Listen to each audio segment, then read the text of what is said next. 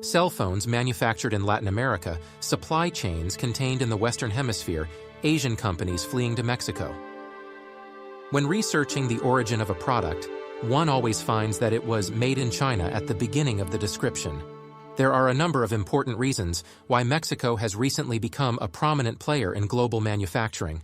While some of these reasons have to do with external factors, such as rising tensions between China and the United States, massive supply chain issues caused by the COVID-19 pandemic, and Russia's war in Ukraine, there are also a number of important aspects of Mexico society and its geography that have allowed the nation to secure its position as an upcoming economic power in the future. The first reason is that Mexico City is in a privileged geographic position. The second is that it can provide stability where others can't. The third is because the country has a large labor pool and low wages, and the fourth is that Mexico has the flexibility.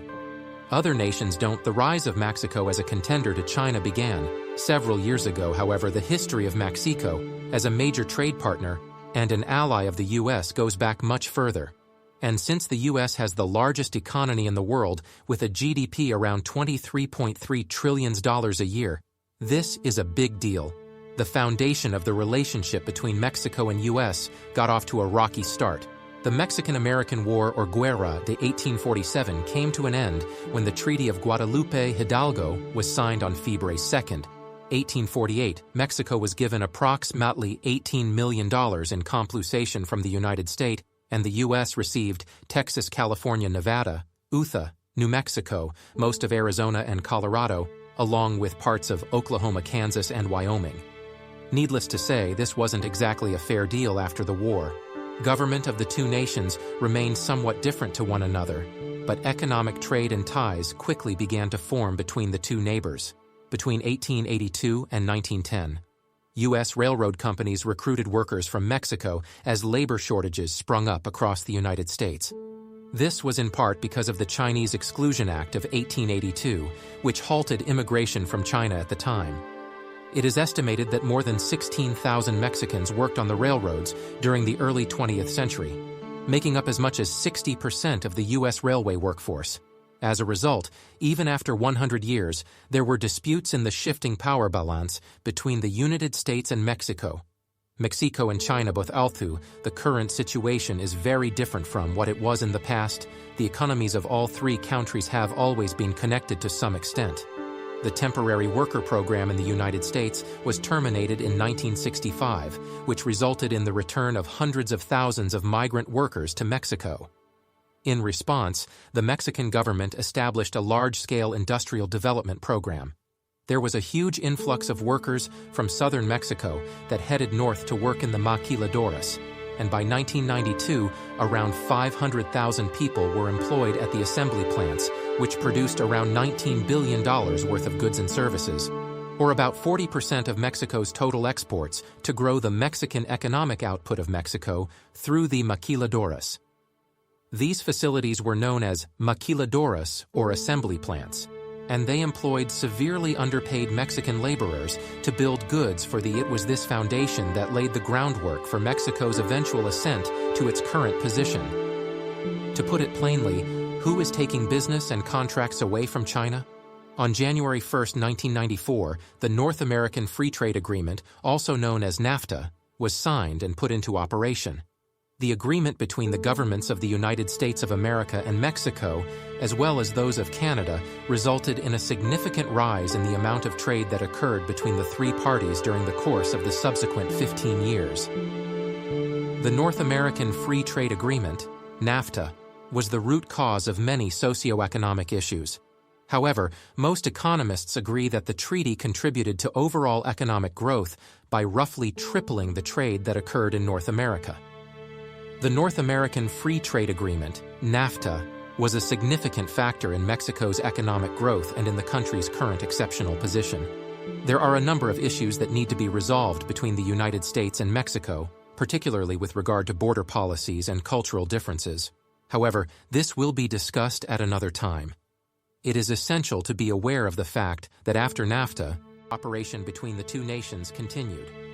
In the year 2020, the United States, Mexico, and Canada Agreement, USMCA, will replace NAFTA, which will further solidify and extend the free trade agreement between the three nations.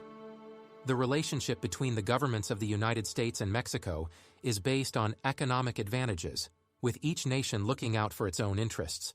What this means is that whenever the United States is successful, Mexico is successful as well, and vice versa.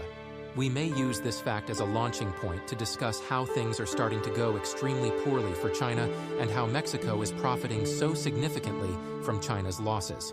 As of the year 2023, Mexico has surpassed both Canada and China to become the primary trading partner of the United States. Mexico has taken the top slot from Canada.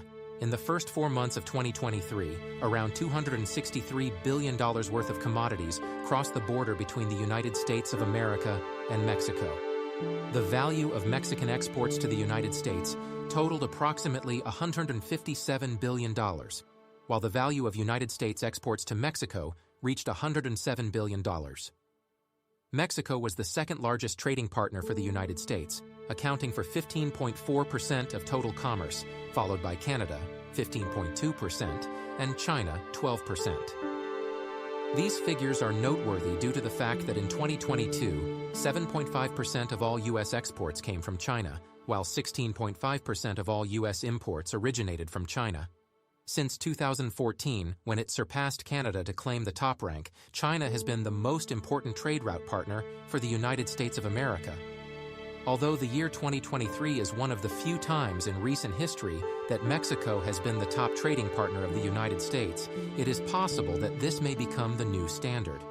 There are two primary reasons why Mexico has surpassed both China and the United States to become the top trading partner. The first one is when the two titans square up against each other. Beijing and Washington, D.C. have never been on the same page politically or diplomatically. Their partnership is predicated on financial benefits, but their ideals couldn't be more different from one another.